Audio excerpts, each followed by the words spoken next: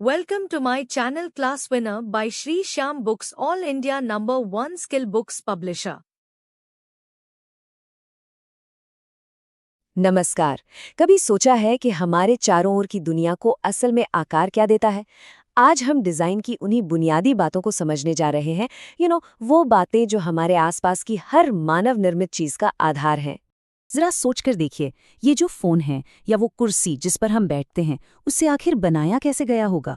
ये चीजें पता है बस ऐसे ही नहीं बन जाती। नहीं, हर एक चीज, चाहे वो कपड़े हों, कोई गैजेट हो या फिर घर का फर्नीचर, सब एक बहुत ही सोची समझी प्रोसेस का रिजल्ट होता है। तो डिजाइन को समझने का सबसे अच्छा तरीका क्या हो सकता है? इसे एक भाषा की तरह देखिए। हाँ, एक लैंग्वेज, एक ऐसी लैंग्वेज जिसे कोई भी सीख सकता है। और देखिए, जैसे किसी भी भाषा में अक्षर होते हैं, शब्द होते हैं, ग्रामर होती है, बिल्कुल वैसे ही डिजाइन की भी अपनी एक अल्फाबेट और अपनी एक ग्रामर है। तो चलिए इस भाषा को सीखना शुरू करते हैं। अगर डिजाइन एक भाषा है, तो डिजाइन के जो तत्व हैं वो है इसकी वर्णमाला। ये वो एकदम बेसिक बिल्डिंग ब्लॉक्स हैं जिनसे हर विजुअल कॉम्पोजिशन बनता है। तो इस भाषा का जो सबसे पहला अक्षर है वो है बिंदु, यानी कि पॉइंट। सुनने में शायद बहुत सिंपल लगे, है ना? लेकिन ये सबसे पावरफुल एलिमेंट है। जरा एक बार तारों से भरे आसमान के बारे में सोचिए। हर तारा एक बिंदु है, और जब वो सब एक साथ आते हैं तो एक कमाल का नजारा बनता है। सच तो ये है कि हर डिजाइन की शुरुआत इसी छोटे से निशान से होती है। और जब वो बिंदु हिलना शुरू करता है तो क्या होता है? वो बन जाता है एक रेखा। रेखाएं हमें दिशा दिखाती हैं, बाउंड्रीज बनाती हैं और डिजाइन में एक एनर्जी ले आती हैं। एक सीधी खड़ी रेखा ताकत दिखाती है, तो वहीं एक लहराती हुई रेखा गति और फ्लो का एहसास कराती है। और ये रेखाएं हमारे चारों तरफ हैं। प्रकृति में देखें तो एक पत्ती की नसों में या फिर इंसानों की बनाई चीजों में, जैसे इन जूतों पर बनी धारियों में, रेखाएं हर डिजाइन में एक मूवमेंट और स्ट्रक्चर लेकर आती हैं। जब रेखाएं मिलकर एक बंद एरिया बनाती हैं तो हमें मिलती है एक आकृति। ये दो तरह की हो सकती हैं।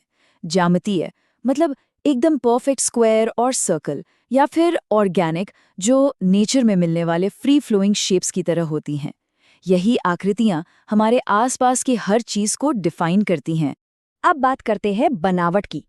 ये हमारे टच की भावना को अपील करती है।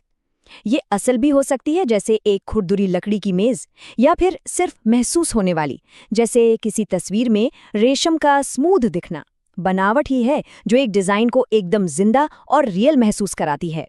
और अब आता है शायद सबसे इमोशनल एलिमेंट, रंग। रंग बिना एक शब्द कहे खुशी, उदासी या एक्साइटमेंट सब कुछ बता सकता है। आइए जरा देखते हैं कि ये जादू आखिर काम कैसे करता है। रंगों की दुनिया में ह्यू का मतलब है उस कलर फैमिली का नाम। ये वो प्योर अनटच्ड रंग है जो इंद्रधनुष में दिखता है। लाल, पीला, नीला, हर रंग का स्टार्टिंग पॉइंट यही होता है। लेकिन क्या होता है जब हम इन प्योर ह्यूज को बदलते हैं? सफेद मिलाने से हमें मिलता है एक हल्का हवादार टिंट, और काला मिलाने पर हमें मिलता है गहरा ड्रामेटिक शेड। बस इसी तरह हम एक ही कलर फैमिली में अनगिनत वेरिएशंस बना सकते हैं। तो ये सारे रंग आते कहाँ से हैं?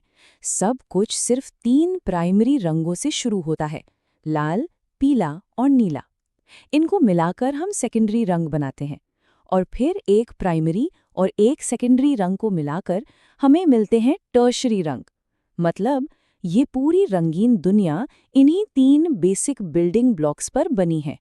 तो अब जब हम डिजाइन की वर्णमाला यानी एलिमेंट्स को जान गए हैं, तो आइए इसकी ग्रामर को समझते हैं। डिजाइन के सिद्धांत वो रूल्स हैं जो बताते हैं कि इन एलिमेंट्स को असरदार तरीके से कैसे अरेंज किया जाए। ये सिद्धांत डिजाइनर्स के लिए एक रोडमैप की तरह हैं। ये बिखरी हुई चीजों को एक व्यवस्था में बदलते हैं, और ये पक्का करते हैं कि फाइनल डिजाइन न सिर्फ सुंदर लगे, बल्कि अपनी बात को असरदार ढंग से कह भी पाए। पहला सिद्धांत है संतुलन, सिमेट्रिकल बैलेंस, जो एक मिरर इमेज जैसा होता है, शांति और औपचारिकता का एहसास कराता है, जैसे शादी का कोई कार्ड।